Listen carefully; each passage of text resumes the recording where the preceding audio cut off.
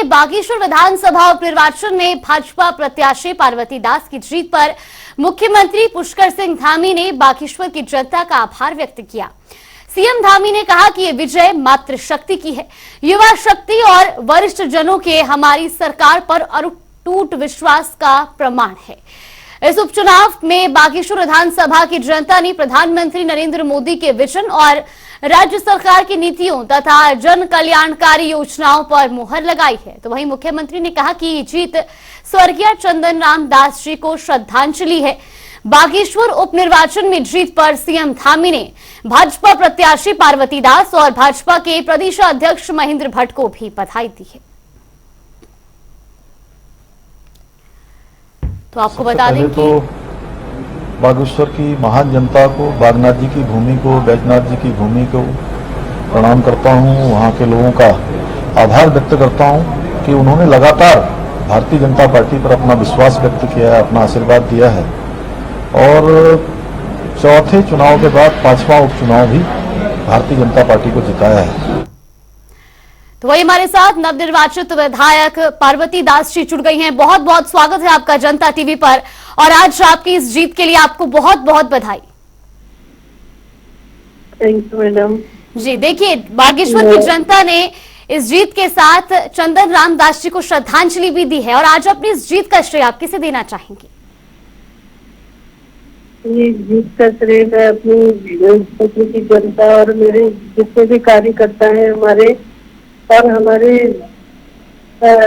हमारे मुख्यमंत्री पुष्कर सिंह धामी जी और हमारा केंद्रीय नेतृत्व, हमारे प्रधानमंत्री जी और मैं आप उन सबका और मेरी क्षेत्र की जनता जितनी भी है सबने साथ दिया, सहयोग किया। इसी श्रद्धांजलि उन्होंने हमारे मन को दी है।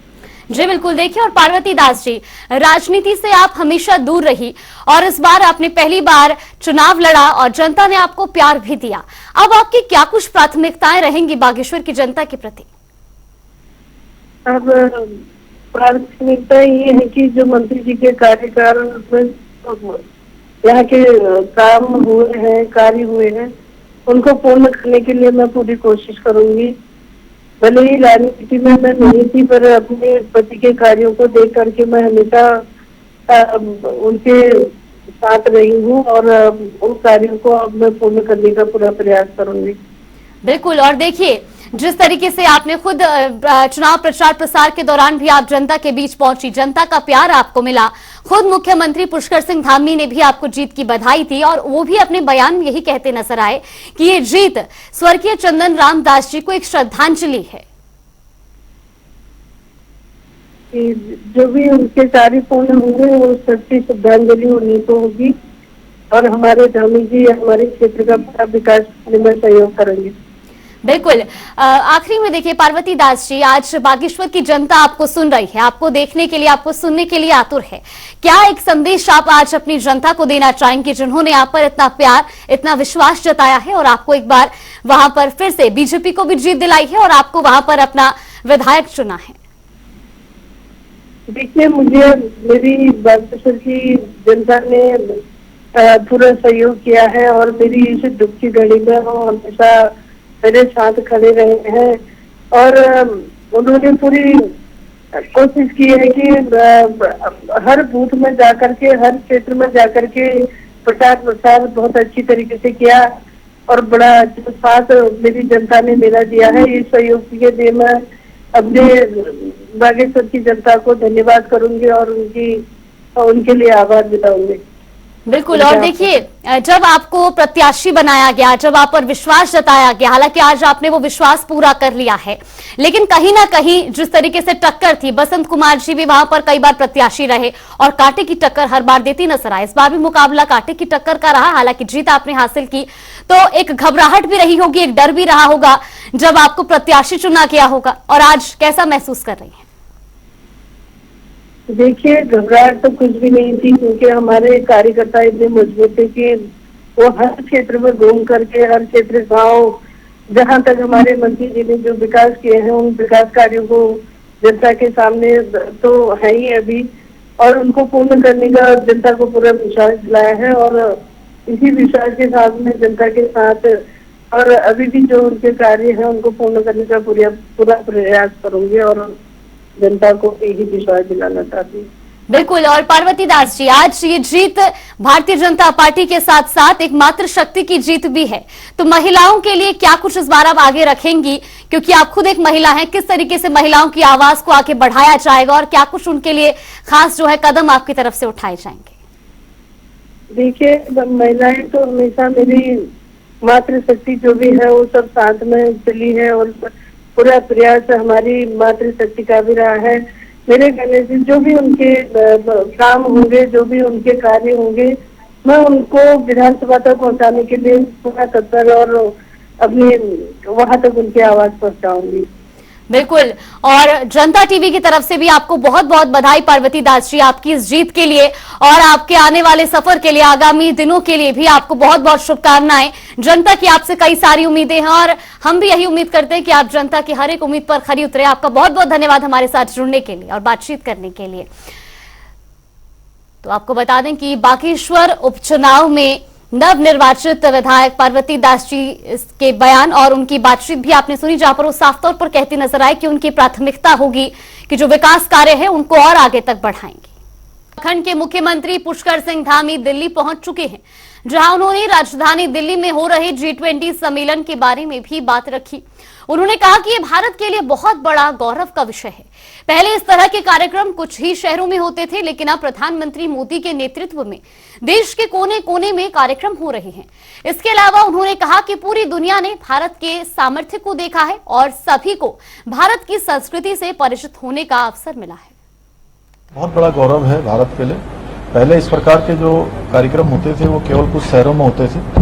आदरणीय प्रधानमंत्री मोदी जी के कारण आज देश के कोने कोने में G20 के समिट हुई हैं और पूरी दुनिया ने भारत के सामर्थ्य को देखा है, भारत को नजदीक से देखा है, भारत की जो सांस्कृतिक धरोहर है उससे परिचित होने का सभी को अवसर मिला है और दुनिया ने देखा है कि भारत G20 जैसे समिटों को पूरे देश के अंदर हर कोने कोने में कर सकता है। यानी कि भारत सामर्थ्यवान है, भारत कहीं कहीं शक्तिशाली है, भारत कहीं तेजी से आगे बढ़ रहा है, ये पूरी दुनिया देख रही है। धन्यवाद।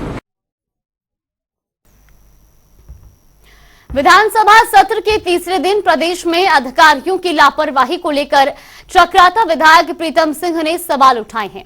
साथ ही विधायक ने संसद में विशेषाधिकार हनन प्रस्ताव भी पेश किया, जिसके बाद विधानसभा अध्यक्षा ऋतु खंडूड़ी ने उत्तराखंड के चीफ सेक्रेटरी SS संधू को समन किया और कड़ी फटकार लगाई।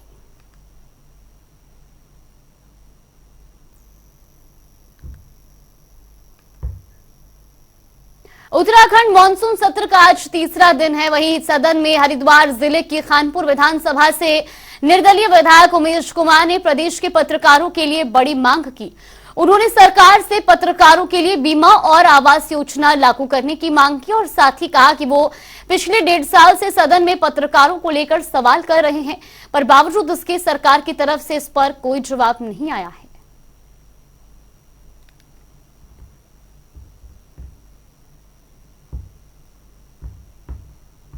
आज तक मुझे सरकारें बता दे, क्या एक भी योजना पत्रकारों को लाभ पहुंचाने के लिए, उनके परिवारों को लाभ पहुंचाने के लिए या पत्रकारों की विपदा की स्थिति में उनकी मदद करने के लिए सरकारों ने ऐसे कौन से कदम उठाए जिनसे एक भी पत्रकार लाभान्वित हो?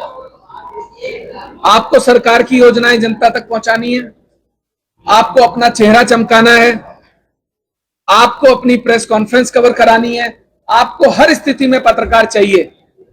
लेकिन जब पत्रकारों के भविष्य की बात आती है या उनसे संबंधित सुविधाओं की बात आती है तो हर सरकार दरकिनार हो जाती है, किनारा कर लेती है। मैं ये जानना चाहता हूं कि पिछले इतने समय से 1.5 साल मुझे हो गया इस सदन में सवाल लगाते हुए कि पत्रकारों के जीवन बीमा और आवास पॉलिसी, ये दोनों योजनाएं आप कब लागू करेंगे? सरकार जवाब देने को तैयार नहीं है। सरकार सदन में इस मामले पर बात करने को तैयार नहीं है।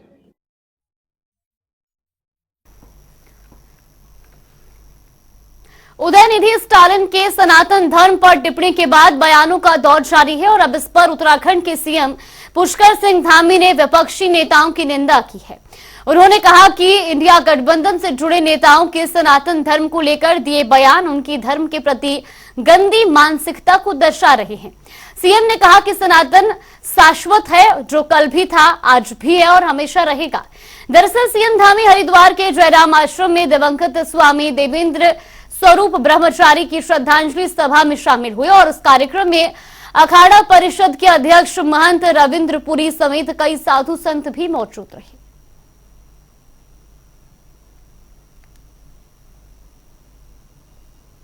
जो INDA गठबंधन है, इस गठबंधन में जितने भी लोग हैं वो इस प्रकार के बयान दे रहे हैं, चाहे उदयनिधि हो, चाहे प्रियंक खड़गे हो या कोई और हो, ये उस गठबंधन की मानसिकता को दर्शाता है कि सनातन के प्रति उनकी कितनी गंदी सोच है। उसकी जितनी निंदा की जाए उतनी कम है, क्योंकि सनातन सारस्वत है। सनातन पहले भी था, अब भी है और हमेशा रहेगा। कि राजनीति के लिए धर्म का प्रयोग तो नहीं होना चाहिए।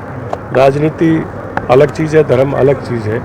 धर्म का प्रयोग राजनीति में अगर लोग करते हैं तो राजनीति ठीक चलती है, लेकिन राजनीति का धर्म को लेकर के धर्म को राजनीति में प्रयोग करें वो ठीक नहीं है, उससे धर्म में खामियां आती हैं। संत समाज देखिए, संत समाज हमेशा धर्म की बात करेगा।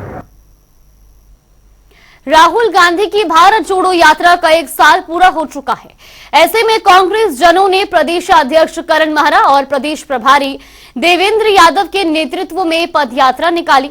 आपको बता दें कि कांग्रेस प्रदेश मुख्यालय से लेकर शहीद स्मारक तक यात्रा निकाली गई। इस पैदल यात्रा में कांग्रेस के पूर्व प्रदेश अध्यक्ष और छत्तीसगढ़ के मुख्य पर्यवेक्षक प्रीतम सिंह, पूर्व मुख्यमंत्री हरीश रावत समेत तमाम नेता और कार्यकर्ता मौजूद रहे।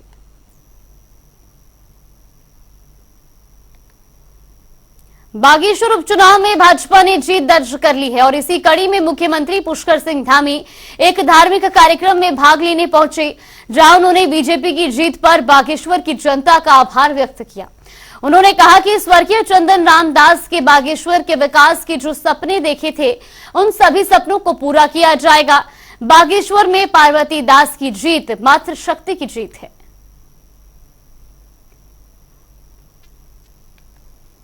उत्तराखंड में 10वीं और 12वीं की परीक्षा फल सुधार परीक्षा का परिणाम घोषित हो गया है।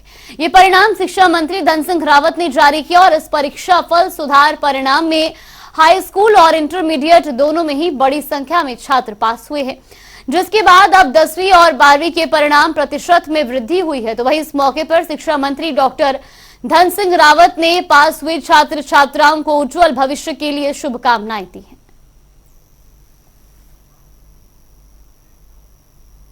और अब रुक करेंगे 2 मिनट में 10 खबरों का।